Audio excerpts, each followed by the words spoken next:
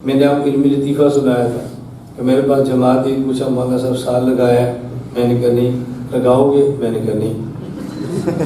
لگانا نہیں چاہیے؟ میں نے کہا لگانا چاہیے. آپ؟ میں نے کہا میں نہیں لگاؤں گا. وجہ؟ میں نے کہا دلائل سے قائل کرو. ہم تو فضائل والے نہیں، ہم تو دلائل والے ہیں. ہم فضائل کو مانتے ہیں لیکن ہمارا کام دلائل والا ہے. ہم نے بندہ لانا نہیں، ہم نے بچانا ہے. لانے کے لیے فضائل ہوتے ہیں اور بچانے کے لیے دلائل ہوتے ہیں. لانے تبلیغ والوں کے ذمے، وہ فضائل بتاتے ہیں. بچانا ہمارے ذمے، ہم دلائل سناتے ہیں. تو جیسا کام اس کام کے تقاضے بھی اسی طرح ہوتے ہیں نا. یہ بات اسی طرح سمجھا. میرا کبیر والے کے علاقے کا سفر تھا تو ہمارے ایک دوست مولانا صاحب خوشاب کے، انہوں نے فون کیا، مولانا صاحب ہم نے اشتہار پڑھا ہے تو لگتا ہے آپ کی قریب ہی ہیں. میں نے کہا فرمائیں. کیا جی ہماری فلاں گاؤں میں جماعت ہے. میں نے کہا صبح ملتے ہیں. میں صبح چلا گیا. بازو کا عادت ہوتی ہے چھیڑ چھاڑ کی. تو جب میں وہاں گیا دیکھ سکتے مجھے چھیڑنے لگا، یہ جو آپ کام کرتے ہیں اس کا فائدہ کیا ہوا؟ اس کا کیا فائدہ ہوا؟ میں نے کہا آپ کو پتہ ہی نہیں میں کام کیا کرتا ہوں، ورنہ آپ یہ سوال ہی نہ کرتے. کہا جی کیا مطلب؟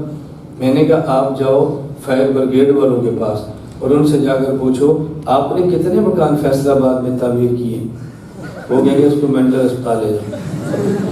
کیوں؟ انہوں نے کہا بھی یہ سوال کرنا ہے تو محکمہ تعمیرات عامہ کے پاس جاؤ، ان سے پوچھو کتنے مکان بنائے ہیں. ہم سے پوچھو جو مکان انہوں نے بنائے تھے نا اور پھر آگ لگی تھی تو آپ نے بچائے کتنے تھے. میں نے کہا کتنے لائے ہیں یہ رائے گڑھ والوں سے پوچھو، اور جب آگ لگی تھی بچائے کتنے ہیں یہ سرگودا والوں سے پوچھو. تعمیرات عامہ رائے گڑھ ہے، فائر بریگیڈ سرگودا ہے. ان کے ذمہ مکان بنانا ہے اور آگ لگ جائے تو ہمارے ذمہ مکان کو بچانا ہے.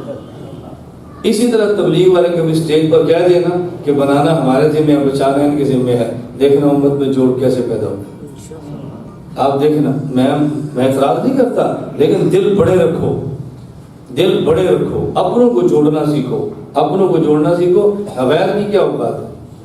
آپ نے اکٹھے ہو جائے تو غیر تو جوتے کی نوک پر بھی بندہ اڑا دیتا ہے. مسئلہ تو اپنوں کا ہوتا ہے، اپنوں کو اکٹھا کرو. میری گزارش سمجھ آ رہی؟ خیر اللہ میں بات سمجھنے کی توفیق عطا فرمائے.